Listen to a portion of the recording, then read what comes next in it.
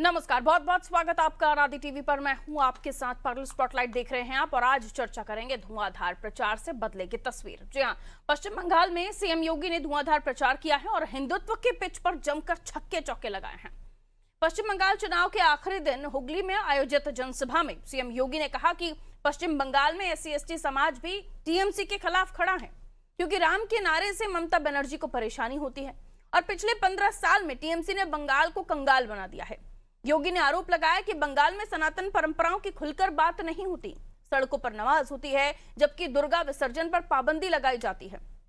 उन्होंने यह भी कहा कि बंगाल में लव जिहाद और लैंड जिहाद जैसी घटनाएं हो रही हैं, लेकिन टीएमसी इस पर मौन है। योगी ने आरोप लगाया कि कोलकाता का मेयर बांग्ला की जगह उर्दू लाने की बात कह रहा है और टीएमसी सांसद मां काली की धरती को काबा की धरती बनाना चाहती है। क्या योगी का यह आक्रामक हिंदुत्व तृणमूल कांग्रेस की गहरी जड़ों को उखाड़ने में कामयाब होगा? आज ममता के गढ़ में योगी का सक्सेस रेट क्या होगा? इन्हीं सवालों के जवाब तलाशने की कोशिश करेंगे। पहले इस पर कुछ प्रतिक्रियाएं हैं, वो आपको सुनवा देते हैं।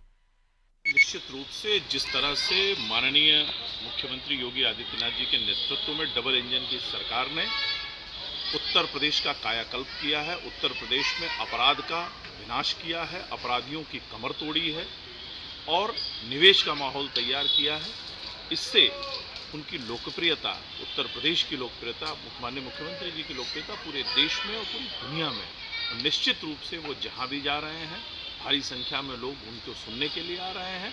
और पश्चिम बंगाल में जो बदलाव है वो स्पष्ट रूप से दिखाई दे रहा है।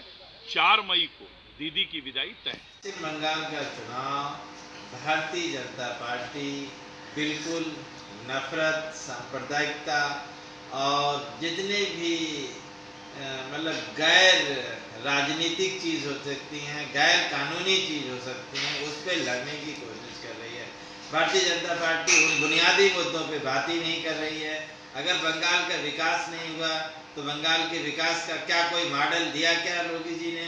योगी जी तो बुलडोजर की बात कर रहे हैं। बुलडोजर भी कोई मॉडल होता है क्या? बुलडोजर भी कोई कानूनी चीज़ है क्या? सुप्रीम कोर्ट से लेकर हाई कोर्ट तक ने बुलडोजर पे कितना कड़ा उत्तर प्रदेश सरकार को फटकारा है और वही असंवैधानिक भाषा चुनाव में इस्तेमाल कर रहे हैं। तो इस तरह से कहीं न कहीं लोकतंत्र का मखौल उड़ा रहे हैं योगी जी। चुनाव प्रचार नहीं कर रहे हैं बल्कि लोकतंत्र की गरिमा गिरा रहे हैं। तो कल्याणी से लेकर दमदम तक मुख्यमंत्री योगी आदित्यनाथ ने हुंकार भरी और खेला शेष विकास शुरू का नारा भी दिया। लेकिन इसी के साथ सियासत अपनी जगह है और ये भी कहा जा रहा है कि एक तरफ योगी का बुलडोजर मॉडल, तो क्या योगी का बुलडोजर मॉडल और हार्ड हिंदुत्व का जो वो वहां पर एक कोशिश कर रहे हैं उन लोगों के बीच पहुंचकर, ये बंगाल के, पश्चिम बंगाल के ममता के सिंडिकेट राज को खत्म कर पाएगा? आइए हम समझने की कोशिश करते हैं। हमारे साथ मेहमान जुड़ गए हैं, उन्हें हम और भी उनसे हम और भी चर्चा करेंगे, सवाल पूछेंगे। राघवेंद्र सिंह जी भारतीय जनता पार्टी से जुड़े हुए हैं सर, बहुत दिनों के बाद आए, बहुत बहुत स्वागत। डॉक्टर निखिल खत्री जी सभा से हमारे साथ जुड़े हुए हैं, निखिल जी आपका भी वेलकम करती हूँ। साथ ही शैलेंद्र ध्रुव जी कांग्रेस से हमारे साथ जुड़े हुए, शैलेंद्र जी बहुत बहुत स्वागत करती हूँ आपका। अब भी कुछ दिन हो गए हमारी डिबेट में शामिल हुए आप, बहुत स्वागत आप तीनों का। सबसे पहले शुरुआत में राघवेंद्र जी आप ही से कर रही हूँ। राघवेंद्र जी, जिस तरह से बुलडोजर की बात हो रही है वहां पर ये कहा जा रहा है कि आप एक जो खास तौर पर हिंदूवादी मतदाता हैं उन्हें टारगेट करने की कोशिश कर रहे हैं और जहां सपा अपना जो वर्जन दे रही है उनमें वो साफ तौर पर कह रहे हैं बुलडोजर मॉडल भी कोई मॉडल है। अब मुख्यमंत्री योगी आदित्यनाथ का बंगाल में क्या सक्सेस रेट निकल कर सामने आता है? क्योंकि बाकी जगहों पर देखे तो काफी अच्छा रहा, लेकिन 2024 से लेकर अब और आगे 2027 इस सभी जगह आकलन हो रहा है सर। देखिए पारुल जी, योगी जी ने जिस प्रकार से उत्तर प्रदेश को संगठित अपराध मुक्त कर दिया काबिले तारीफ है। हम लोगों ने विकास के भी नए नए आयाम स्थापित किए हैं। योगी जी का सक्सेस रेट 98% है। ये जहां पर भी जिन सीटों में गए हैं लगभग 98% सीटें जिता करके आए हैं। भारतीय जनता पार्टी की विश्वसनीयता, भारतीय जनता पार्टी की लोकप्रियता जन जन में व्याप्त है, चाहे राष्ट्रीय स्तर पे हो चाहे प्रदेश स्तर में हो। हम लोगों ने पश्चिम बंगाल में बिल्कुल ईमानदारी से प्रचार किया हुआ है। हमारे राष्ट्रीय नेतृत्व से लेकर प्रदेश नेतृत्व से लेकर विभिन्न राज्यों के जो गणमान्य नेता लोग थे उन लोगों ने कैंप किया है, अपने अपने राज्यों की उपलब्धियां बताई। योगी जी ने पूरा प्रयास किया है उत्तर प्रदेश की उपलब्धियां बताते हुए। ये बात जग जाहिर है, जिस प्रकार से उनकी रैलियों में भीड़ इकट्ठी हो रही थी, पास में दूसरी राजनीतिक दल की रैली हो रही थी, पता चला योगी जी आ रहे हैं तो उनकी पूरी भीड़ छट करके योगी जी की रैली में आ जाती थी। ये किस और इंगित करता है? वास्तविकता ये है, उत्तर प्रदेश के नेता, हमारे उत्तर प्रदेश के मुख्यमंत्री योगी आदित्यनाथ जी की विश्वसनीयता और लोकप्रियता परम वैभव को प्राप्त है, बहुत ऊपर तक गई हुई है। वही पश्चिम बंगाल की जनता आज की तारीख में देख रही है, पहले नजर नहीं पड़ती थी, आज की तारीख में सोशल मीडिया के जमाने में बच्चा बच्चा जानता है उत्तर प्रदेश की विकास दर क्या है।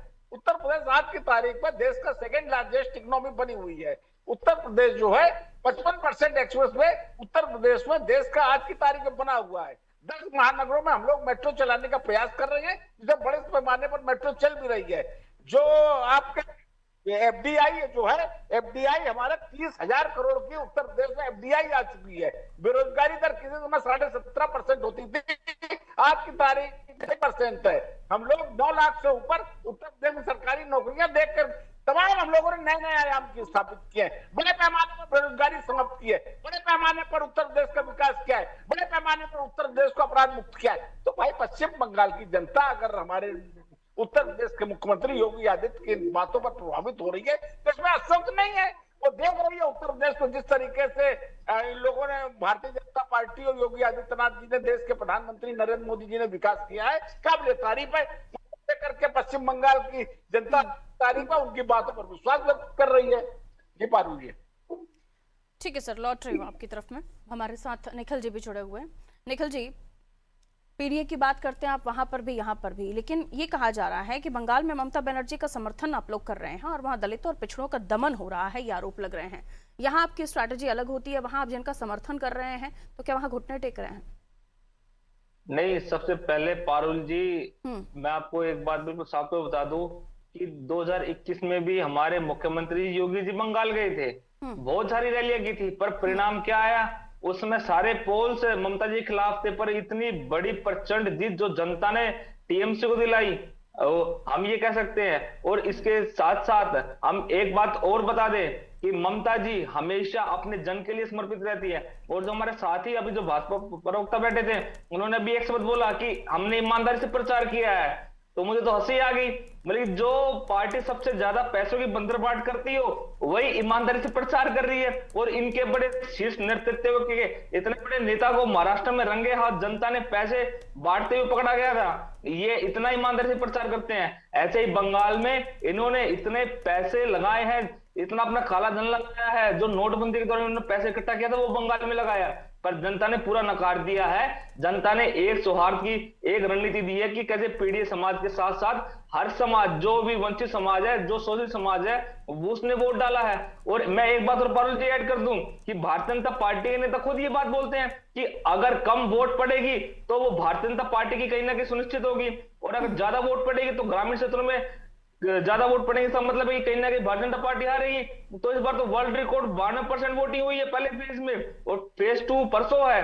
पर मैं तो बता देना चाह रहा हूँ, 92% वोटिंग हुई तो जब से भारतीय जनता पार्टी के लोग हताशा में चले गए कि इतनी वोटिंग कैसे होगी है, और ये तो खुद बोलते हैं कि ज्यादा वोटिंग में बीजेपी को नुकसान होता है। तो साफ तौर पर ममता बनर्जी फिर से मुख्यमंत्री बनेंगी, और वो मुख्यमंत्री इसलिए बनेंगी क्योंकि भारतीय जनता पार्टी के लोगों ने हमेशा सौहार्द का भी कुछ नहीं माना है। और जो इनके नेता दिल्ली में बड़े बड़े भाषण देते थे कि हम वेजिटेरियन, हम शुद्ध शाकाहारी है, वो बंगाल में जाकर कैसे मंगलवार को भी मछली खा देते हैं, मंगलवार को भी नॉनवेज खा जाते हैं। ये इनका असली धर्मवाद है, ये इनका असली, मैं समझता हूं कि राम के नाम पर ही ऐसा करते हैं। ये मछली खाने से पहले जय श्री राम बोलते हैं, ये वो लोग हैं। और दूसरी तरफ इनके एक और सांसद जी आए थे और कैसे वहां जाकर वो भी बदल गए हैं। तो भारतीय जनता पार्टी के लोग सिर्फ और सिर्फ धर्म की राजनीति करते हैं, धर्म के नाम पर इन्हें कुछ नहीं करना। और अभी 4 मई को जनता एक वादा सुनिश्चित करेगी कैसे फिर से ममता जी की सरकार बनेगी, और भारतीय जनता पार्टी के जो नापाक हृदय उनको पूरा नहीं होने देंगे पश्चिम बंगाल में। 2021 में 19 सीटों पर प्रचार किया था, रैलियां हुई थी, 8 सीटें जीती थी, 42%, 44-45% स्ट्राइक रेट रहा था जीत का 2021 में। और उसके बाद जब हम दूसरे आगे के चुनाव में आते हैं तो महाराष्ट्र, दिल्ली समेत 80% से ज्यादा सीटें ऐसी रहीं जहां योगी जी ने प्रचार किया था और वो भारतीय जनता पार्टी की झोली में आई। ये एक आंकड़ा था जो मैं अपने दर्शकों को बता रही थी। आइए आगे रुक करते हैं, कांग्रेस से भी हमारे साथ मेहमान जुड़े हुए हैं। आप राघवेंद्र सर सुनते जाइएगा क्योंकि दोनों ही आप पर ही सवाल दागेंगे और आपको जवाब देना है। सर शैलेंद्र सर, ये कहा जा रहा है कि जहां आप यूपी में आते हैं तो इन्हें बड़े भैया बना लेते हैं, छोटे भैया बना लेते हैं, फिर आप उधर जाते हैं तो उन्हीं को ही भ्रष्ट कहते हैं। ये क्या हो रहा है सर? इंडिया गठबंधन में आप कैसे जस्टिफाई करेंगे जनता के बीच में कि आप एक स्टेट में जाते हैं तो आप एक दूसरे को भ्रष्ट बोलते हैं और दूसरे स्टेट में जहां आपको फायदा चाहिए वहां पर आप एक दूसरे के साथ हो जाते हैं? ये अवसरवादी राजनीति कांग्रेस को सूट कर रही है क्या? चलिए, बहुत बहुत धन्यवाद आपको। और बंगाल की जनता को इसलिए बधाई देता हूं कि उसने अपने संविधान को लेकर के और अपने एक वोट के अधिकार की लड़ाई जो लड़ा है बंगाल ने, इतने बड़े पैमाने पे जो वोटिंग हुई है वो एसआईआर का डर है जो पूरा देश डरा हुआ है।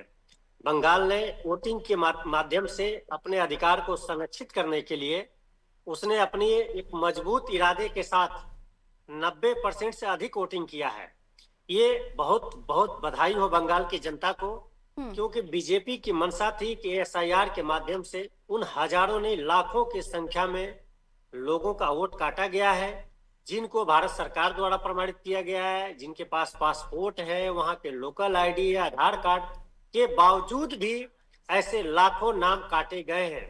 सुप्रीम कोर्ट ने स्वीकार भी किया है कि तमाम अनियमितता की गई है एसआईआर के माध्यम से। ऐसे वहां के तमाम सम्मानित जनता को मैं बधाई देता हूं, उनको सलाम करता हूं कि वो बीजेपी के जो इरादे हैं, जो उनकी मंशा है, उसको समझ करके वोट कर रही हैं। ये सबसे बड़ी बात है, क्योंकि ये देश अपने वोट को बचाने की लड़ाई लड़ रहा है। क्योंकि भाजपा लगातार बिहार में आपने देखा है कि लाखों की संख्या में ऐसे लोगों का नाम काटा गया। वही स्थिति बंगाल में हुई है, ऐसे महाराष्ट्र में हुई थी, ऐसे अनेकों प्रदेशों में बीजेपी के द्वारा किया जा रहा है। उसका परिणाम है कि बंगाल में लोगों ने 90% से अधिक वोट किया है। आजादी से लेकर अब तक ऐतिहासिक वोटिंग हो रही है।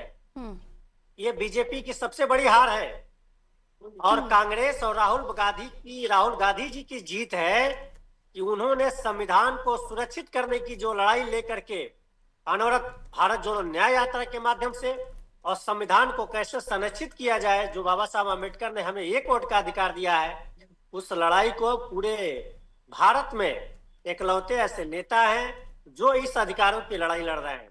तो ऐसे आदरणीय हम लोगों के नेता को मैं बधाई देता हूं कि बंगाल की जनता ने उनके संघर्ष और उनके त्याग को समझा है कि संविधान नहीं बचेगा तो हमारा सब कुछ रहते हुए भी हमारा अधिकार ही संरक्षित नहीं होगा, तो जो सरकार हम बनाएंगे वो सारी चीजें व्यर्थ हो जाएगी।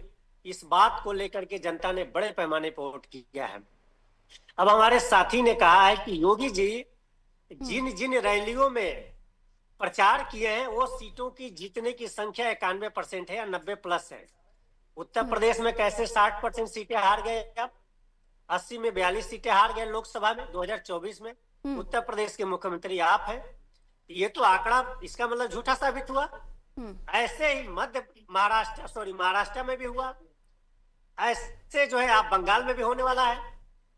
ये जो एक नैरेटिव सेट किया गया है बीजेपी द्वारा कि योगी आदित्यनाथ जी के रैलियों में ये हो रहा है वो हो रहा है, या जिन सीटों पे प्रचार किए हैं वहां हमारी सीटें अधिक से अधिक जीत करके आए हैं, सरासर झूठ है। अगर ऐसा होता तो जिस प्रदेश के मुखिया हैं उत्तर प्रदेश के, वहां 60 से 70% सीटें बुरी तरह हार गए हैं। जो जीते हैं वो इलेक्शन कमीशन, डीएम और जिलाधिकारी के महोदय से जीते हैं। वो महाराजगंज की सीट हो, बांसगांव की सीट हो, हमारे देवरिया का, ऐसे अनेकों उदाहरण है जिसमें मैं पीछे नहीं जाना चाहता हूँ। ये सरासर झूठ है। योगी जी सिर्फ हिंदू मुस्लिम के अलावा कोई बात नहीं करते हैं, क्योंकि विकास की बात वो जानते ही नहीं है। पिछड़ों दलितों के बारे में उनको कोई डाटा ही नहीं है। उत्तर प्रदेश के शिक्षक भर्ती में 69,000 में 20,000 नौजवान लगातार 6 सालों से धरने प्रदर्शन पे बैठे हुए हैं इको गार्डन लखनऊ में। उनको ये नहीं दिखाई देता है। बंगाल में SC ST की बात करते हैं, उत्तर प्रदेश में उनको शर्म नहीं आती है कि वो लड़के जो है मतलब कुर्बानी दे रहे हैं, सुसाइड कर लिए हैं। ऐसे हजारों लोगों ने, शिक्षा मित्र के बच्चों ने सुसाइड किया है, तो उत्तर प्रदेश में नहीं दिखता है। अभी जो है गाजीपुर में विश्वकर्मा समाज की बच्ची के साथ उन्हीं के सजाती लोग अत्याचार किए हैं, उन्हीं के सजाती प्रधान गुंडाई कर रहा है। वहां के जो अदर अलायंस के हमारे साथी हैं या विपक्ष के नेता हैं जिनके संवेदना है उस परिवार के प्रति, वो जाते हैं डेलीगेशन के साथ, उनको मारा जाता है। अभी एक इंजीनियर विजय कुमार है जो गाजीपुर के हैं, उनका एक डेलीगेशन गया, सपा का गया, कांग्रेस के गया, लोगों ने दौड़ा दौड़ा के मारा। ओके, तो इतना अत्याचार मुझे ये इनके बताइए, प्रदेश में हो रहा है और मुझे ये बंगाल में बताइए, जा करके भाषण देते हैं। झूठी शैलेंद्र भाषण जी, देने से क्या होगा, वहां की शैलेंद्र जनता जी, सब जानती है। ममता जी का वहां पे प्रदर्शन कैसा है, कैसी सरकार चला रही है वो? अब ये तो जनता अब इस बार बदलाव करेगी। जो आरोप लगाया निश्चित रूप है योगी जी ने कि 7,000 उद्योग वहां पर बंद पड़े हैं, लोगों को परेशानियां हो रही हैं, युवाओं के लिए स्थिति ठीक नहीं है, इन आरोपों में कितना दम है?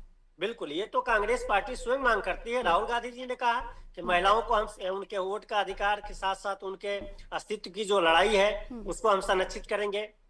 जो रोहनिया है या जो राष्ट्रीय मुद्दे हैं उसको लेकर के कांग्रेस पार्टी संकल्पबद्ध है। लेकिन योगी जी कह रहे हैं ये तो अपने प्रदेश में लागू नहीं कर पा रहे। लगातार हमारी माताओं बहनों के साथ अत्याचार हो रहा है। ये तो एडीआर की रिपोर्ट बता रही है कि सबसे अधिक महिलाओं के साथ अत्याचार हुआ है योगी जी की सरकार में। अभी हमारे जनपद बलिया में थाने के एसएचओ और 4 एसआई मिल करके एक बच्ची के साथ जो महिला थी उसके साथ अत्याचार किया गया ठीक दरोगा है, मैंने के ये द्वारा। सवाल इसलिए पूछा था आपसे कि मुख्यमंत्री योगी आदित्यनाथ जो आरोप लगा रहे हैं वो आप सही बोल रहे हैं, लेकिन बिल्कुल, मैं आप आरोप जिनके साथ सहयोग में उत्तर प्रदेश में जनता के बीच समर्थन मांगने जा रहे हैं ना, वो उनको सही मांग रहे हैं, वो उनको सही मान रहे नहीं, हैं। देखिए, यानी सवाल आपके जो सहयोग जनता में के खोट सवाल है, वो कांग्रेस पार्टी आपके सवालों के साथ सहयोग में खड़ी खोट है।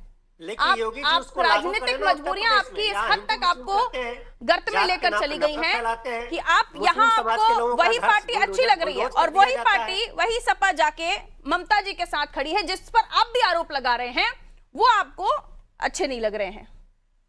वही आप जो आरोप लगा रहे हैं वो योगी जी लगा रहे हैं, वो आपको सही लग रहे हैं, लेकिन उन्हीं आरोपों के साथ उन्हीं ममता जी के साथ अखिलेश जी खड़े हुए, उनके साथ आपका बहुत प्यार भरा गठबंधन है। ये राजनीतिक मजबूरियां हैं। तो बिहार में अभी चुनाव हुआ है। ठीक है, राघवेंद्र जी आप जवाब दीजिए इन सब बातों का। वहाँ चुनाव लड़ रहे थे, अब जवाब दीजिए। राजभर जी ओके। जाकर इनके खिलाफ प्रचार कर रहे थे। रुकिए, बीजेपी आपकी के। बहुत बहुत ऐसी नस दबाई है मैंने कि अभी आप कुछ नहीं बोल पाएंगे, रुक जाइए अब। ठीक है राघवेंद्र जी, देखिए, ये लोग रटी ट्राई भाषा बोलते हैं। पहले बता दिया जाता है आज की डिबेट का विषय क्या है। विषय पश्चिम बंगाल चुनाव है, गाना ये और गा रहे हैं। अरे मान्यवर, कम से कम थोड़ा पढ़ के आया करिए, पश्चिम बंगाल के विषय में पढ़ के आया करिए। आपके नेता राहुल गांधी पश्चिम बंगाल में क्या कर रहे हैं वो पढ़ के आया करिए। आपका आधार पश्चिम बंगाल में क्या है वो पढ़ के आया करिए। देखिए, आज की तारीख में राहुल गांधी ने टीएमसी के ऊपर एक आरोप लगाया कि टीएमसी के कार्यकर्ता जो है हमारे कार्यकर्ताओं की हत्या कर रहे हैं। ये क्या है भाई? ये सीधा सीधा राहुल गांधी ने भी आरोप लगाया था एक कांग्रेस कार्यकर्ता की हत्या हुई थी उस विषय को लेकर के। कितना प्रचार करने राहुल गांधी पश्चिम बंगाल गए हैं ममता दीदी का, कितना प्रचार करने अखिलेश यादव गए हैं। इंडी गठबंधन जो बना हुआ है इनका सिर्फ थोथा गठबंधन है। मुझे याद है अखिलेश यादव जब मध्य प्रदेश में प्रचार कर रहे थे तो क्या कहा था राहुल गांधी के लिए? मरा हुआ सांप, चालू पार्टी। क्या ये लोग करना चाहते हैं, क्या करते हैं, हमें तो समझ में नहीं आता। इनका क्या गठबंधन है? प्रचार करने जाते नहीं है, भारतीय जनता पार्टी पर आरोप लगाते हैं। अखिलेश यादव आज तक नहीं गए हुए पश्चिम बंगाल में, आरोप लगा रहे वहां भारतीय जनता पार्टी की सरकार नहीं बन रही है। भाई ना वहां आप गए ना आपका संगठन है वहां पर, आप कहां से तत्व ज्ञान आपको इतना आ जाता है? अभी हमारे समाजवादी पार्टी के मित्र कह रहे थे कि वहां भारतीय जनता पार्टी की सरकार नहीं बन रही है क्योंकि अधिक मतदान हो रहा है। अरे मान्यवर, एंटी इनकम्बेंसी होती है, जो सरकार होती है उसके खिलाफ तो अधिक मतदान होता है तो वो जो होता है सरकार के विपक्ष में जाता है। ये मोटे की बात आपको नहीं पता है, ये बात आप नहीं जानते हैं। राहुल गांधी का स्ट्राइक रेट क्या है? राहुल गांधी पिछले चुनाव में 100 चुनाव हरा चुके हैं, पूरी पार्टी धूल दूसरी कर दी है। अरे पनवर, हमारी स्टार प्रचार है राहुल गांधी जिस सीट में चले जाते हैं वो भारतीय जनता पार्टी की जीत पक्की हो जाती है, ये कहा जाता है और वास्तविकता ये है। बात खेत की होती है, करते खलिहान की है। सदन में राहुल गांधी को देखा जा चुका है, बात कुछ होती है चुटकुलेबाजी करते हैं। सुप्रीम कोर्ट ने 7 बार फटकार लगाई हुई है और 7 बार माफी मांगी है राहुल गांधी ने। अरे मानवर, आपका ना गठबंधन है, अब राजनीतिक दल है। अरे हम तैयार हो जाइए 4 तारीख के लिए। आप लोग आरोप लगाते हैं सुरक्षा बल के लिए, तैयार रहिए सुरक्षा बलों पे आरोप लगाने के लिए, ईवीएम पे आरोप लगाने के लिए तैयार रहिए, एसआईआर पे आरोप लगाने के लिए तैयार रहिए, चुनाव आयोग पे आरोप लगाने के लिए तैयार रहिए। और पत्रकारिता जो ईमानदारी का सच तरीके से लोकतंत्र का स्तंभ है उस पर भी आप लोग आरोप लगाते हैं, उसके लिए भी आप लोग तैयार रहिए। भारतीय जनता पार्टी की 4 तारीख को सरकार बनने जा रही है पश्चिम बंगाल में और मैं यहाँ पर घोषणा करती हूँ, मैं बता रहा हूँ वहां 200 के ऊपर भारतीय जनता पार्टी की सीटें पश्चिम बंगाल में आ रही है। हमारे नेता लोगों ने जिस प्रकार सबका साथ, सबका विकास, सबके विश्वास को लेकर के हम लोगों ने प्रचार किया हुआ है, ठीक सर। हम लोग जी पारुल। लेकिन सर, जितना आत्मविश्वास के साथ ही आप बातें कर रहे हैं, वो आपका कुछ समय पहले टूटा भी है। वहाँ ये भी कहा जा रहा है कि आप बुलडोजर बुना रहे हैं, आप तमाम चीजें बुना रहे हैं, लेकिन वहां पर यह भी बताना पड़ेगा ना कि यूपी पेपर लीक, बेरोजगारी मामला, इन सब पर बात नहीं होती। और फिर जब आप इतने आत्मविश्वास के साथ बात करते हैं तो 62 से 33 पर क्यों आ जाते हैं? नहीं, निश्चित रूप से देखिए, लोकतंत्र में जो जनता का मतदान होता है उसमें जो है निश्चित रूप से हम लोग उत्तर प्रदेश में 80 सीटें जीतने का लक्ष्य लेकर के चले थे पारुल जी। हम लोगों की जो रणनीति में कमी रह गई है, हम लोगों ने उस रणनीति में ईमानदारी से विश्लेषण किया हुआ है और निश्चित रूप से उत्तर प्रदेश में चुनाव होने जा रहा है। उसमें देखिएगा, भारतीय जनता पार्टी की पूर्ण बहुमत की सरकार बनने जा रही है उत्तर प्रदेश में।